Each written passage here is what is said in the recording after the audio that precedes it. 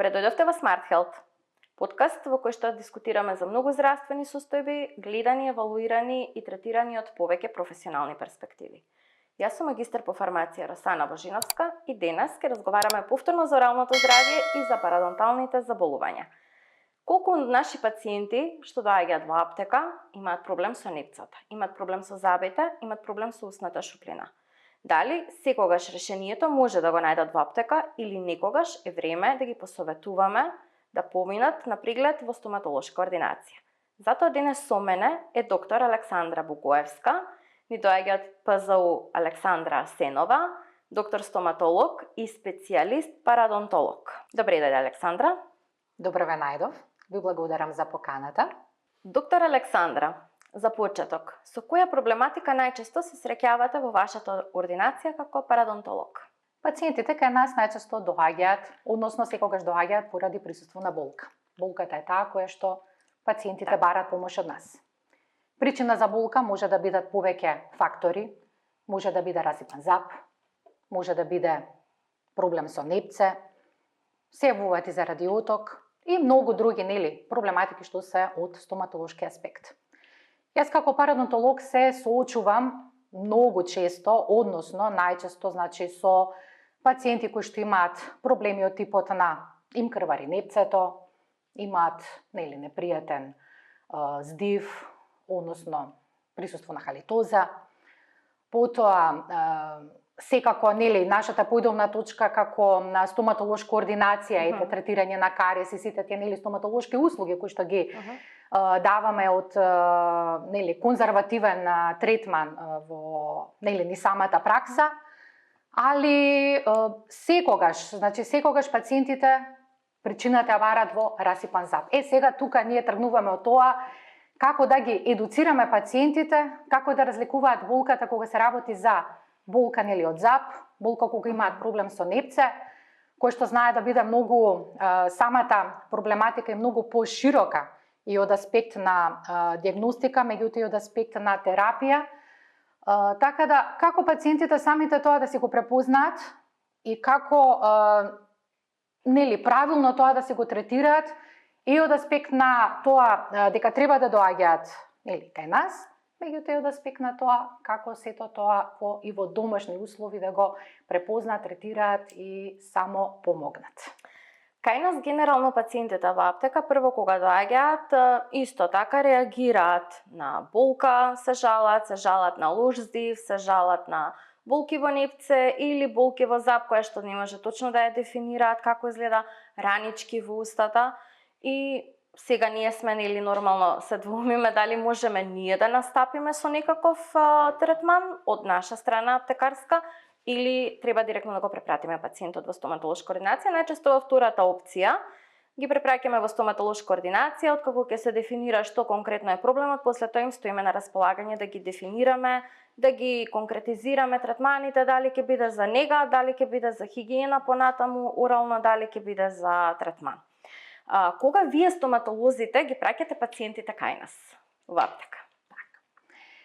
Како што претходно напоменав, пациентите доаѓаат кај нас заради болка која што ние ја детектираме која е причината за болката и во однос на тоа и констатираме и терапија, односно правец на лекување, како тоа ќе се одвива. Конкретно, например, кога доаѓаат пациентите со проблеми со непца, народно кажано, прво и основно, стоматологот играе тука главната улога. Не секогаш, дома можеме тоа да се го третираме. Сега можам да кажам дека порано, јас сум сепак стоматолог со повеќе години искуство, и можам да кажам има разлика помеѓу стоматологијата и едуцирањето и самата познавање на пациентите од оваа проблематика, од овие аспекти од поодамно, од пред 10 години и сега. Не секогаш непцето дома се лекува со, жабуркање со ракија или камилица ќе жабуркам, ќе намачкам нешто и така натака. Се согласувам, ние имаме многу пациенти кои што доаѓаат со такви некои експериментирања во домашни услови, и ние не можеме да им помогнеме што се однесува до некоја можеби едноставна проблематика. Пациентот прво треба било што и да почувствува било каква промена. Во неговата орална шуплина, дали се работи за пицкање, дали се работи за болка, било каква промена да се обрати прво на стоматолог. Значи да се направи еден преглед, да ја констатираме проблематиката, значи за што се работи и потоа нели спрема правецот на терапија, да констатираме и соодветна медикаментозна профилакса која што ќе им помогне да сето тоа да заздрави како што треба, меѓутоа и при тоа да не им наштети. Значи секогаш во овие работи треба да мислиме и на едното и на другото, значи не секогаш нели од двете зла го одбираме помалото, меѓутоа треба и да знаеме сепак дека работите и начинот и на ние како им пристапуваме на пациентите, они да не се ги врзуваат информациите во крпче. Значи има некои работи кои што можете и така да се применуваат подолго време без да им наштете, меѓутоа конкретно кога се работи за третирање на пародонтолошка проблематика, секогаш работите и медикаментите кои што ги советуваме да ги купат, набават, мачкаат, третираат, што и да се применуваат, користат контролирано и ограничено.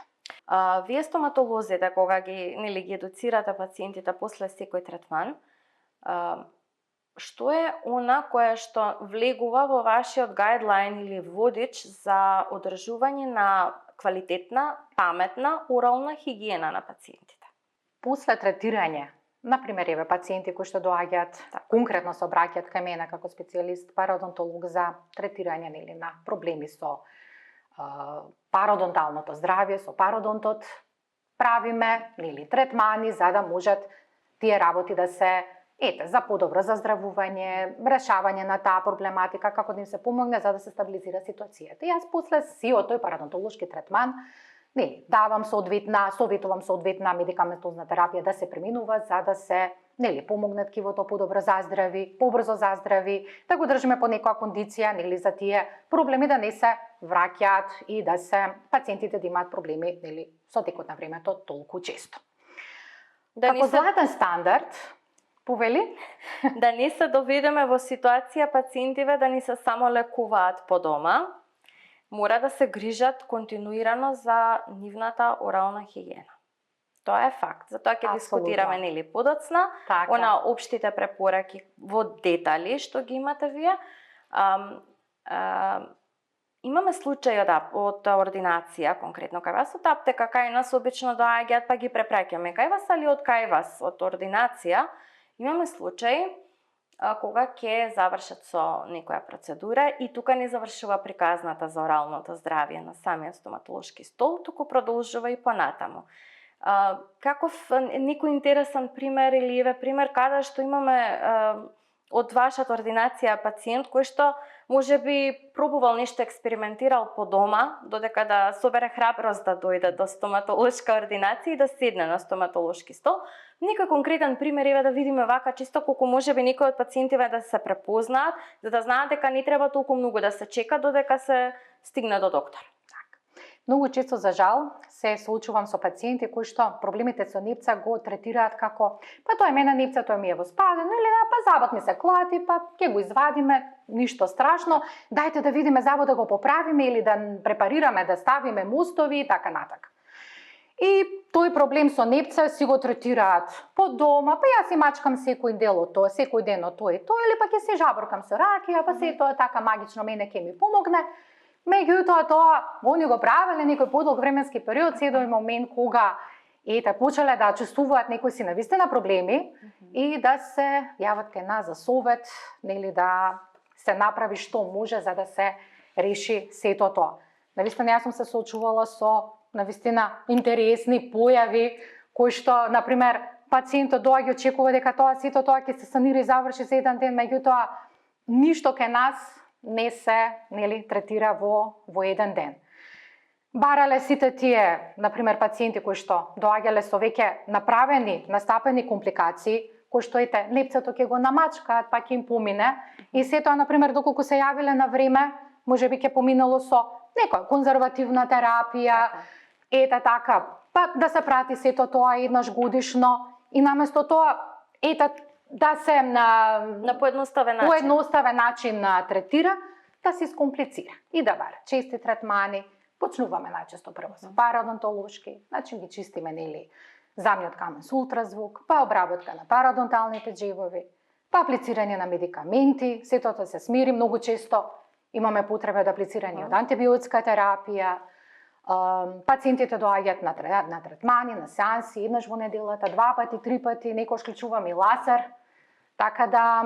Прилично инвазивни процедури.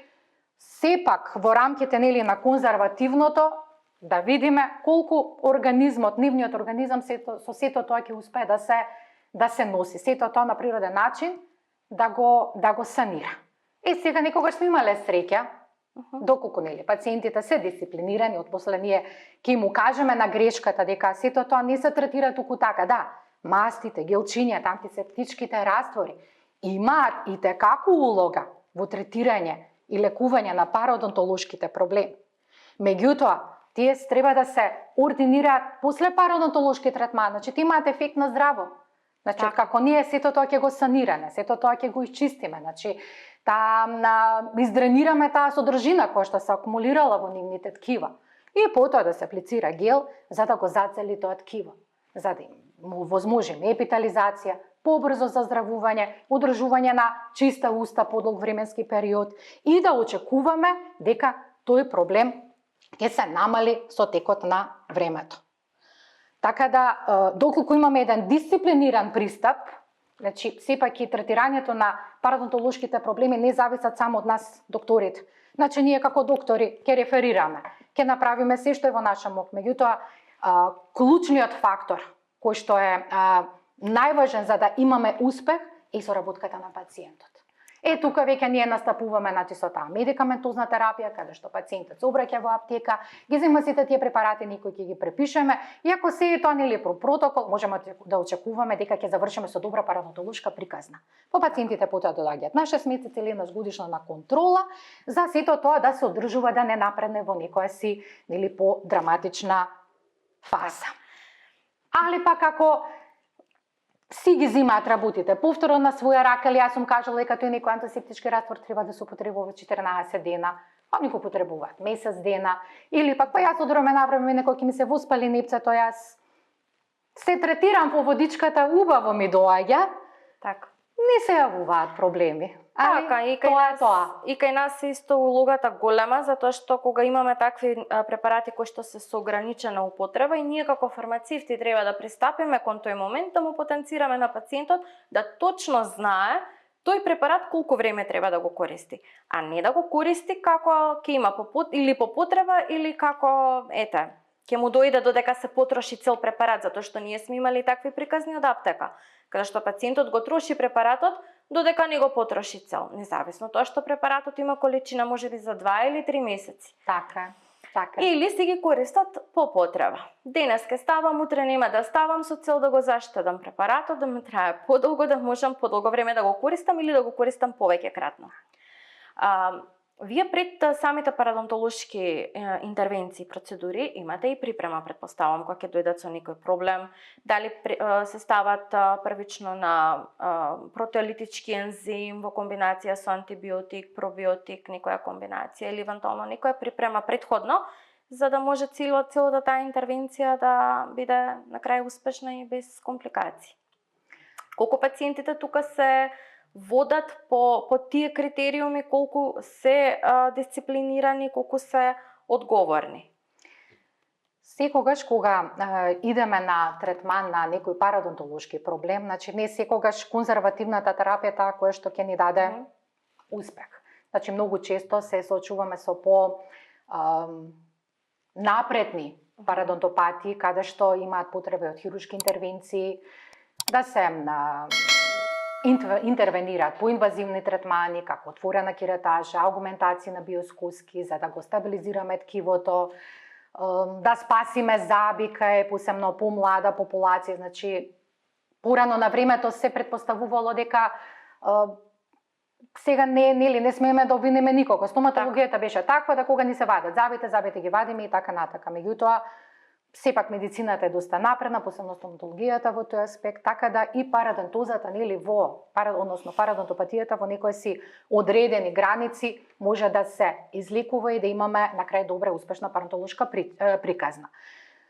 Од наш аспект, значи секогаш кога ги бираме пациентите, бараме пациенти кои што со кои ќе знаеме дека ќе имаме добра соработка, како што кажав и претходно, значи 50% е нашата работа, 50% е работата на пациентот. Неговата работа е да се придржува до протоколот кој што ќе му го дадеме. Кога посебно, значи на прво место, без разлика, дали ќе укажеме на добра орална хигиена или ќе препорачаме некој антисептичен препарат, некоја течност со кое што ќе си ја плакнат оралната шуплина, за да можеме да обезбедиме намалување на акумулирање на плак на површината на забите и непцето со цел подобра ревитализација за здравување на ткивото. Многу често вклучуваме антибиотска терапија. Сега самите знаеме антибиотската терапија што прави. Нас ни е важно, значи кога третираме парадонтопатија, пациентот да ни е здрав, да имаме добар имунитет, да очекуваме на добра, стабилна здравствена состојба во текот на сиот тој процес. Тоа обавезно мора да препорачаме и пробиотик, значи како покритие за сета таа терапија и профилакса, за да бидеме ние сигурни дека сепак организмот ќе го заштитиме и да можеме да очекуваме една стабилна база на која што понатака ќе ги развиваме нештата во зависност од концептот и контекстот во кој што се одвива пародонтолошката терапија. Али мора дисциплина. Доктор Александра, има еден многу интересен феномен кај пациентите, кој што сме го дискутирали претходно и со други колеги стоматолози, ваши кои што пријавува дека пациентите кога ќе се појават во стоматолошка ординација со некаков проблем, не се потполно искрени за терапијата која што ја земат и за здравствената состојба која што ја имаат. Имаме ситуации кога пациентите завршуваат со многу лоши исходи или дополнително ја комплицираат работата од страна на ординирачкиот стоматолог, баш заради таа нивна неискреност или едноставно став дека можеби не е важно да знае стоматологот што тие пијат како хронична терапија. Потенцирам хронична терапија затоа што најчесто проблемите кои што се јавувале, што сме ги дискутирале со стоматолози, се од природа на антикоагулантна терапија. Значи, антикоагулантната терапија знаеме што се може да направи во стоматолошка ординација. Имавте ли вие во изминатиот период или можеби во претходно во кариерата ваша пациент кој што дошол сосема така случајно со антикоагулантна терапија и направил бум на стоматолошкиот стол? Мене ми се има лично случај и тоа скоро, кој што пациенти тоа не дека не се познаваме, значи пациент кој што е долго време доаѓа, што си е редовен, што си е дисциплиниран, сум општо запознаена со неговата здравствена состојба која што е како важна во третирање посебно на парадонтолошките проблеми и во односи на терапија, третмани и така натака. И доаѓа кај нас во ординација за редовно чистење на забен камен, имаше обилно крварење. Ми се јави потоа вечерта пациентот, докторка, значи ништо инвазивно, значи една најконзервативна интервенција која што рутинска, која што нели секојдневна пракса. Докторка, јас не можам, викам, ми крварат непцата, јас не можам непцата да ги смирам, што да направам, како да направам. И нормално се договоривме нареден ден да дојде преглед. Спроведовме се како што треба. И тек јас откако почнав потемелно да го испрашувам, да навлагам, дали се напил нешто, буквално што јадел од наутро од сабајле, како го почнал денот, па да, вика, јас се напив аспирин, па направив тоа, и викам, зашто, викам, не го кажавте тоа, која е причината заради тоа што користите антикоагуланти?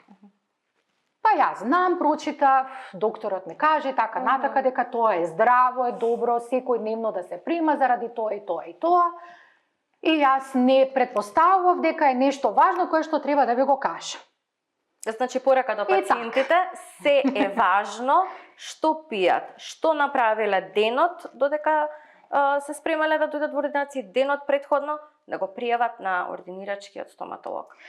Да испратиме на порака до сите пациенти кои што имаат потреба од стоматолошка интервенција, било каква, дури и најрутинска, чистење на забен камен или чистење на џебови, доколку се на било каква терапија или било каква да им е здравствената состојба во моментот, тоа да го дефинираат и да го потенцираат на ординирачкиот стоматолог за да немаме после проблеми и компликации. Апсолутно.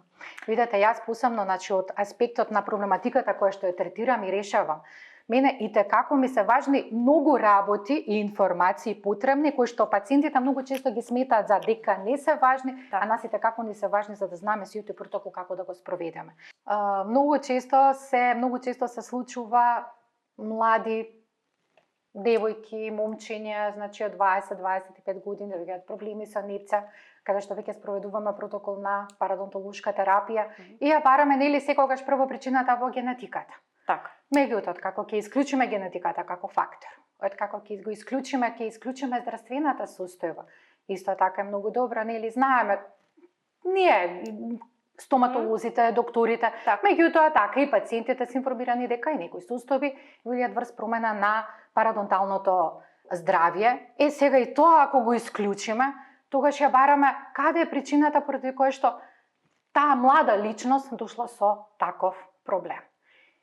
Секогаш ги прашувам пациентите каков е нивниот животен стил. Значи, која е нивната професија, како живеат, буквално да ми го раскажат денот од завајале, како стануваат, наутро одат на работа и како сето тоа тече.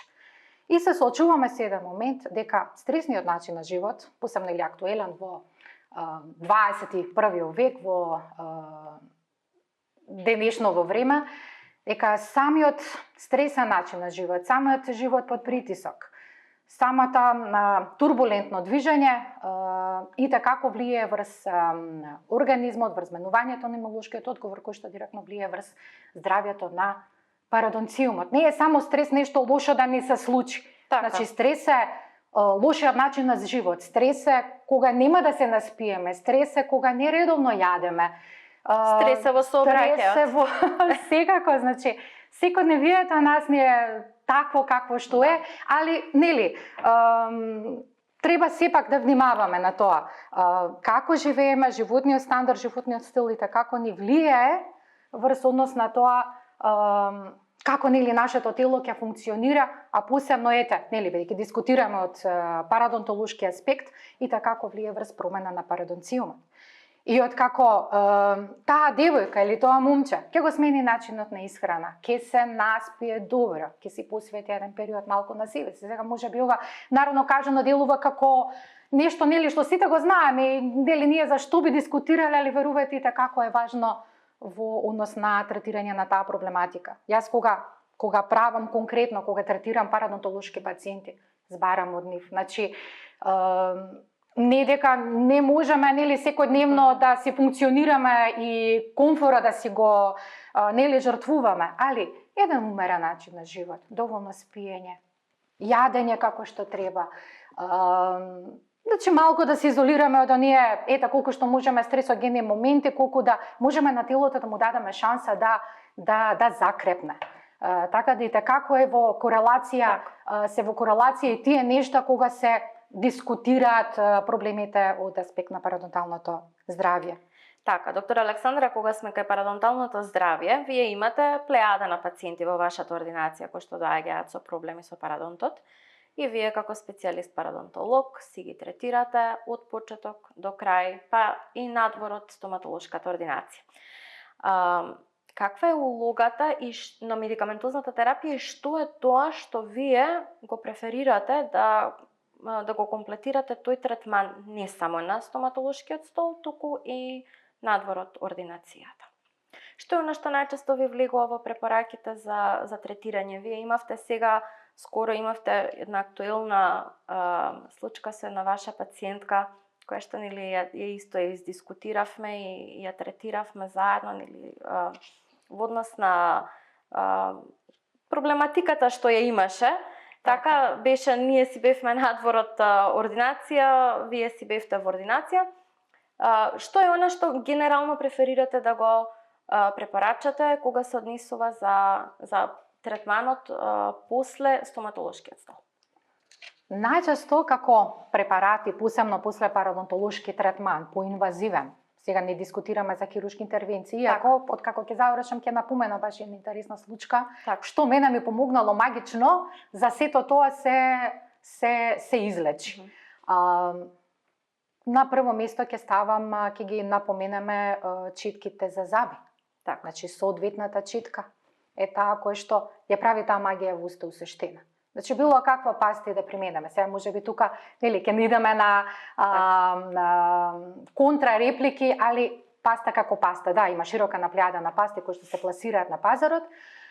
Си има во однос на тоа која проблематика ја имаме таква паста и повеќе препорачувам, али сепак читката е таа која што ни го зафаќа првото место. Која што го преферирале, повелете. Генерално, сите ние како здравствени работници, здравствени професионалци, си имаме различен пристап и третман кон пациентите наши. Пак ќе кажам, ние сме една друга област, фармација, каде што сме, да не кажам, ама и генерално најдостапни до пациентите како здравствени работници. Едни од најдостапните учесници во здравствениот синџир, во здравствена заштита на пациентите.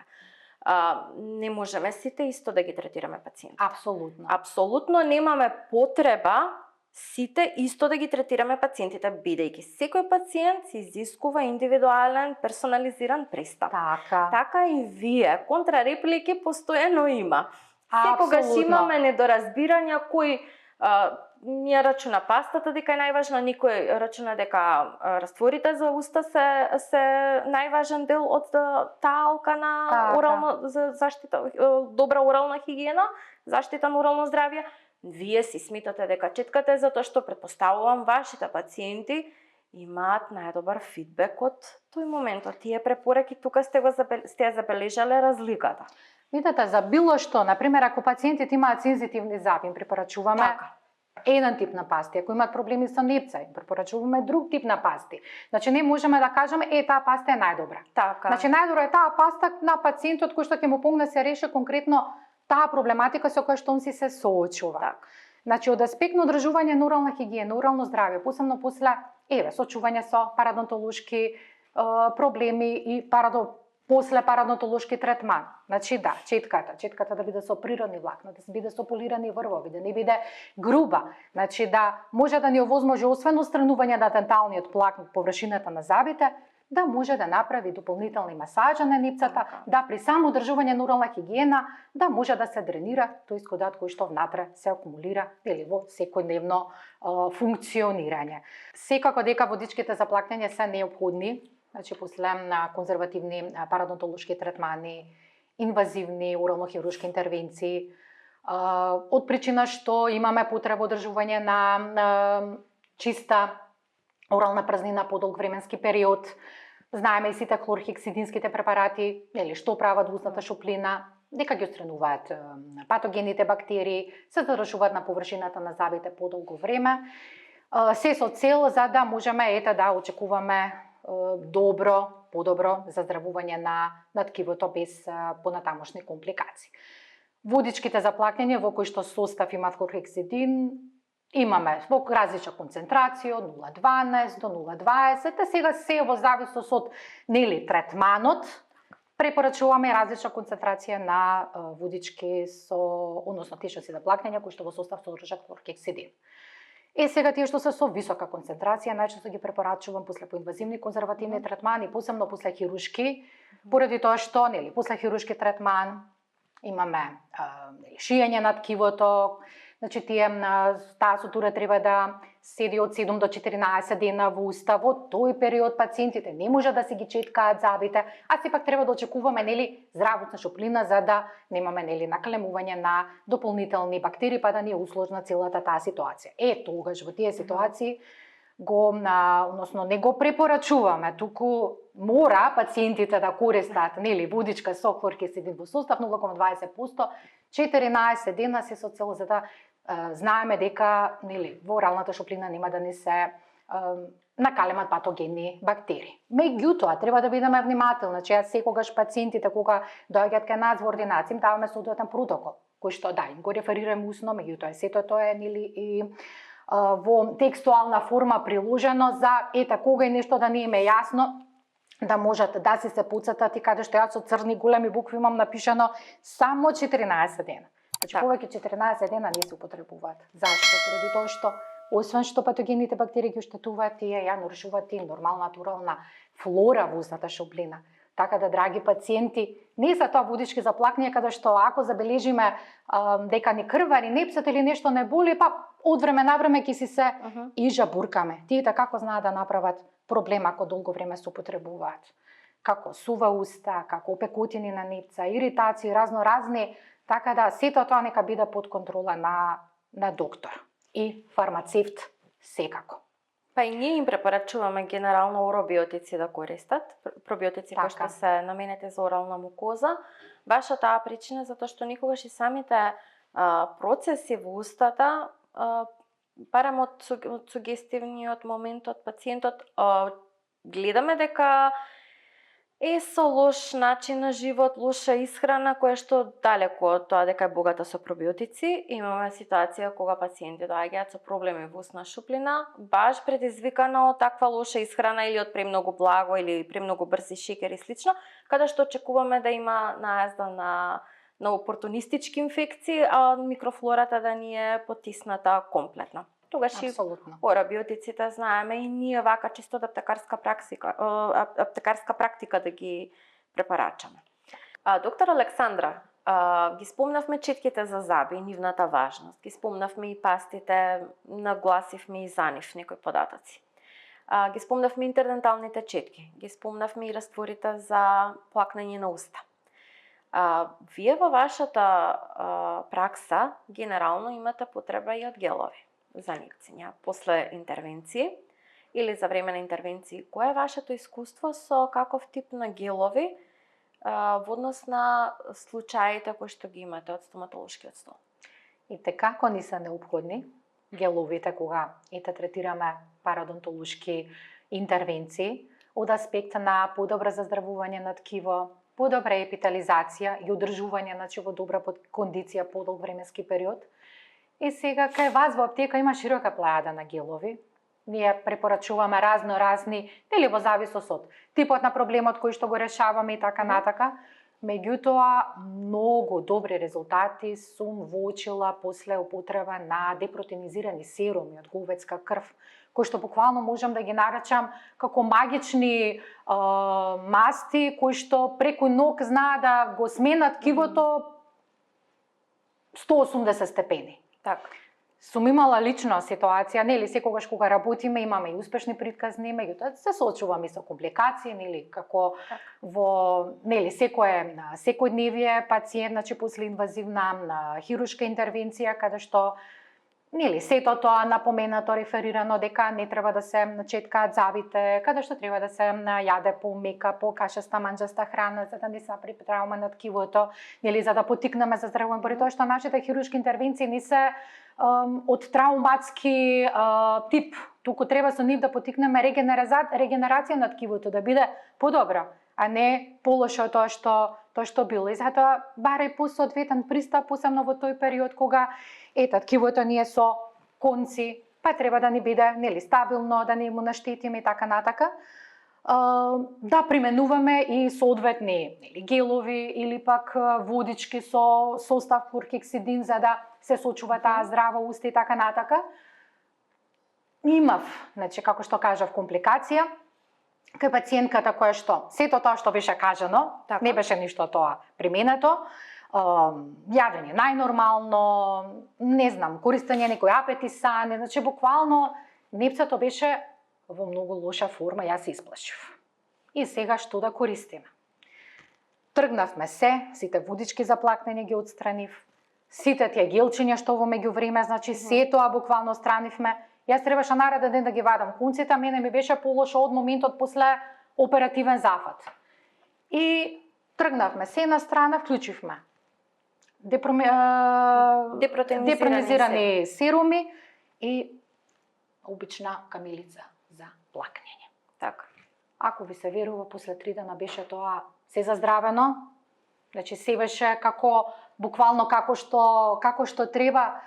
Пациентката продолжи 7 дена потоа да си го аплицира гелот, со камилица да си прави тоалети и тоа е тоа.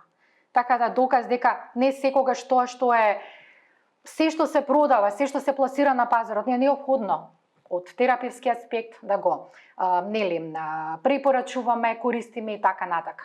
Меѓутоа, сепак некако во праксата наидуваме на доста многу работи и контрамоменти од тоа што го учиме, со тоа што се соочуваме, со тоа што го продаваме, како сами против себе да одиме и да кажеме дека на крајот на криштата помалку е секогаш повеќе. Така да некој најобичен препарат кој што го имаме секојдневно во домашни услови, знае некогаш магично да ни ги смени нештата и текот на терапевскиот исход од најдобриот гел на планетата Земја кој што е измислен или водичка за плаќање и така натака. Поради тоа што пак не секогаш можам да кажеме дека пациентите се виновни, никој од нас не знае како текот на нештата ќе се одвива, али затоа треба да бидеме спремни во секоја ситуација што точно да дадеме. И многу е важна и таа корелација со работка со стоматолог и фармацевт. Не е секогаш јас се соочувам со ситуација, сум препишала тоа и тоа, фармацевт дал сосема нешто 15. Значи, замена или што и да е. Значи, тоа што сме го дали, има зашто сме го припишали. Ако сме кажале ништо да не се користи, значи ништо да не се користи. Баш понекогаш во некои ситуации, ништо кога не користиме, многу подобри резултати ќе добиеме отколку ако користиме тако гелче или тоа или хидроген трипусатен секој ден. Не, хидроген трипусатен не сме да се користи секој ден. Значи, да, тоа 2-3 пати во неделата, или после на инвазивен парадонтолошки третман и така натака да се одреден временски период користи за да помогне, за да таа содржина, тој искудат, ичезне, смири и така натака, ама не во секојдневна пракса. Во секојдневна пракса доброто одржување, нормална хигиена и како е неопходно и здравиот начин исхрана, значи што се подразбира по здрав начин исхрана. Не се само овошјето и зеленчокот, туку да се внесува доволно протеини кои што и како на нас не се важни, значи неопходни за да можеме да очекуваме еден добар парадонтолошки третман и исход после сето тоа, бидејќи протеините се тие кои што ни треба за да можеме да очекуваме една добра приказна. Колку и ние како парадонтолози, колку и ние како стоматолози да си ја правиме работата како што треба, ние не можеме да застанеме комплетно за сето тоа ако и пациентите не ни помогнат. Јас и како пример една пациентка исто така ќе ја напоменам, значи самата и како да кажам, зимам препарати 2 пати во неделата обавезно доаѓа во ординација, значи јас си ги аплицирам, сето тоа за да биде, ја малтретирам под наводници, сето тоа за да ми биде сето тоа завршено како што треба, надкрај одговорноста е и преголема. Пациентите треба да си одберат стоматолог, фармацевт, генерално општ доктор, како и да е, значи сите што им се матични здравствени лица треба да си ги одберат од доверба и да им веруваат. Апсолутно. Да им веруваат, да може да се потпрат на нив дека тие навистина она што ќе им го препорачаат е нешто што навистина им е потребно. Така. А ние треба секој од нашата фела да си ги гледаме нашите обврски и одговорности спрема пациентите и да не мудруваме во однос на замени, промени или било што, затоа што кога лекар си има дефинирано одредена ситуација, наше е тоа да го испочитуваме. Ако не се согласуваме, јас секогаш предпочитам да се слушнам со лекарот, да дефинираме дали нешто можеме да смениме, дали нешто мора да остане така како што е запишано. Апсолутно. Затоа што и вие во пракса користите и препарати кои што еве можеби на некој симпозиум, конгрес сте биле надвор од Македонија, каде што се достапни. Така. Ние да не се лажеме, ама во нашава земја немаме баш се достапно, не е се при рака. Така. И некогаш и ние експериментираме со некои моменти за да можеме да ги испочитуваме пациентите, односно најдобро да можеме да им пружиме за нивната потреба, за нивната здравствена состојба. Апсолутно. Ако нешто не постои во Македонија, најмалку што можеме да направиме за пациентите како професионалци, паметно да се консултираме со ординирачкиот лекар, да направиме еден убав тим кој што ќе донесе конкретна и правилна и паметна одлука за здравието на пациентот. Така е. Не е се што ќе се земе или ќе се најде во маркет соодветно дека треба да се примени и да се користи. Значи сето тоа да биде во корелација.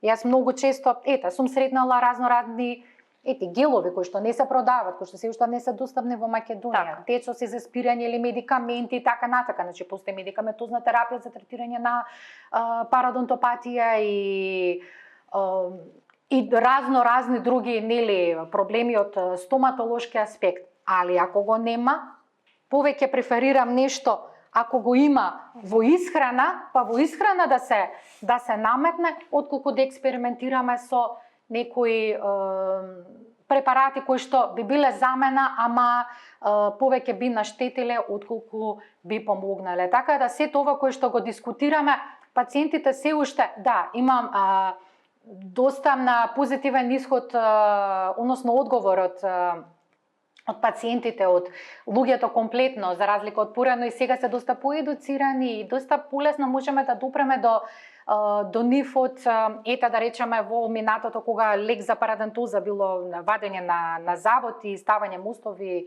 односно изработка на мостови или пак изработка на вилици.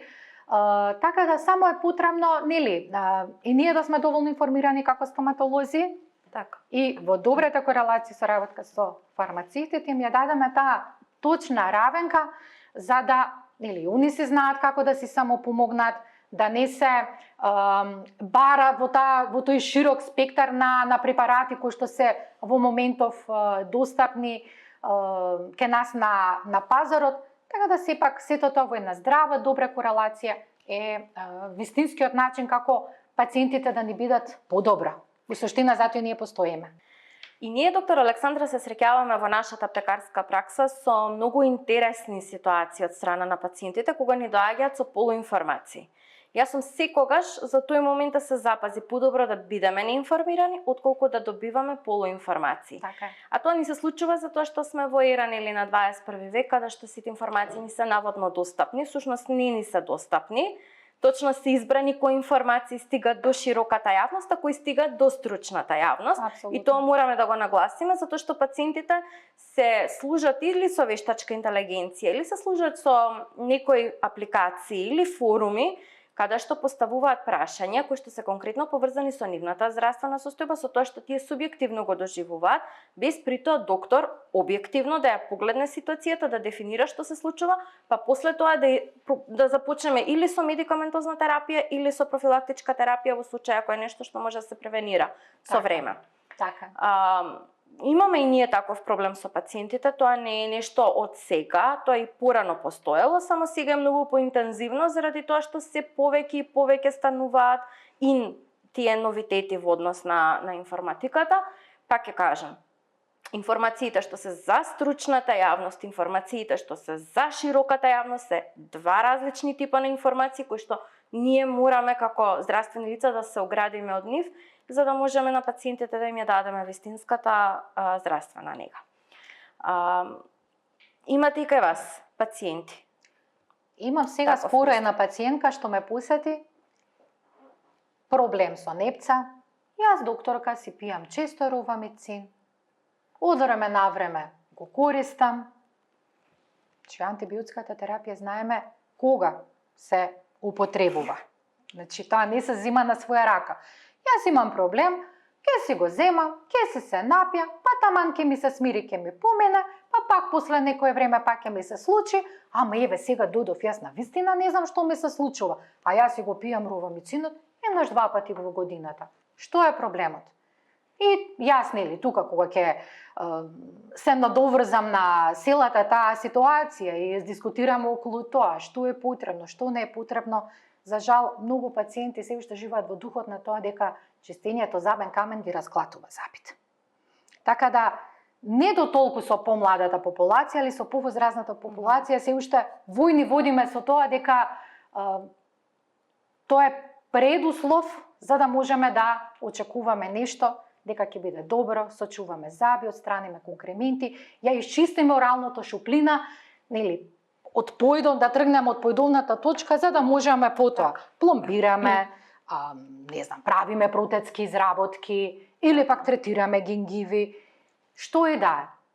Така да, верувам дека и вие си имате така интересни ситуации со група на пациенти, Меѓутоа сепак пак ќе се навратам, наша работа е тоа да ги на тие митови разбиеме и да ги едуцираме пациентите во правилна релација, односно да ги спроведеме во правилна насока за да знаат како на самите себе си да си помогнат, како да бидат подобро. Еве ние стоматолозите како да им помогнеме да си го сочуваат оралното здравје, сочуваат забите и така натака. Бидејќи под убава наставка не се само бели заби, туку здравото непце, здравите заби се тие што ја прават насмевката да биде убава. Доктор Александра, спремив една брза рунда со прашања и одговори.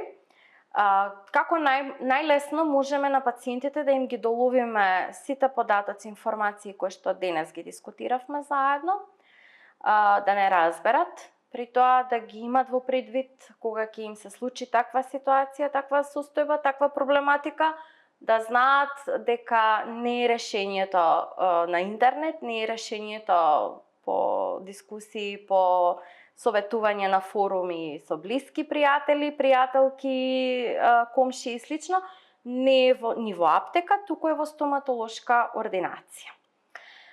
Дали тврдата четка чисти подобро? Не. Дали плакнењето со антисептик може да ја замени четката? Никогаш. Дали крварењето од непца е нормално? Воопште. Дали лошиот здив секогаш е причинет од страна на желудникот? И така не. Што може да вие како специјалист парадонтолог да кажеме да имате можност да им дадете само 3 совети за здрави непце на пациентите, кои би биле тие?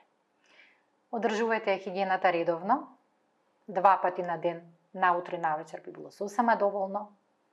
Редовно посетувајте стоматолог на 6 месеци, тоа би било еден златен стандард и една добра корелација помеѓу нас стоматолозите и фармацевтите.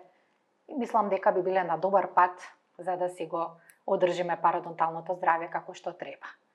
И хранете се здраво, спите доволно, пиете доволно течности, апетисани јадете, ама преферирате да ги внесувате во мелена форма и внесот на протеин нека ви биде исто така задоволен. Ти благодарам, доктор Александра, што беше дел од нашиот проект, што беше тука да ни кажеш од информации конкретно од вашата стоматолошка ординација. Ќе се гледаме повторно, ќе дискутираме на други теми кои што најчесто ќе ни бидат предизвик периодот на пролет и да сега со алергии, со антихистаминици, со кортикостероиди пациенти кои што ќе бидат на хронична терапија, па ќе имат секако проблеми со непца. Потоа доаѓаат топлите денови, топлите денови веќе имаме нова проблематика, па есенските денови имаме повторно нова проблематика и ние во текот на цела година имаме проблематики поврзани со оралното здравје, но затоа ние сме тука да помогнеме. И ние како фармацевти и вие како стоматолози, поготово кога сте специјалисти, веќе сте преориентирани за конкретни проблематики, да им помогнеме на пациентите што можеме најдобро и најпаметно и најбрзо за нив. Ви благодарам што бевте дел од нашиот подкаст. Ви благодарам многу, доктора Сана, за вашата покана. Прекрасно си поминав и секако ве очекувам во секое време да дискутираме на било која тема со цел да можеме да им помогнеме на пациентите, на луѓето, како подобро да се грижат за своето здравје. И благодарам уште еднаш. Вие, драги пациенти, гледачи, следете не и понатаму за повеќе здравствени информации кои што ќе бидат споделувани помеѓу нас како фармацевти и здравствени професионалци. Ние тука сме за вас, можете да не контактирате, да ни пишете, да не посетите, тоа е ваш избор, како вие преферирате. Ние продолжуваме да го демистифицираме светот на фармацијата заедно со вас, затоа што сме многу повеќе од само лек. Ви благодарам.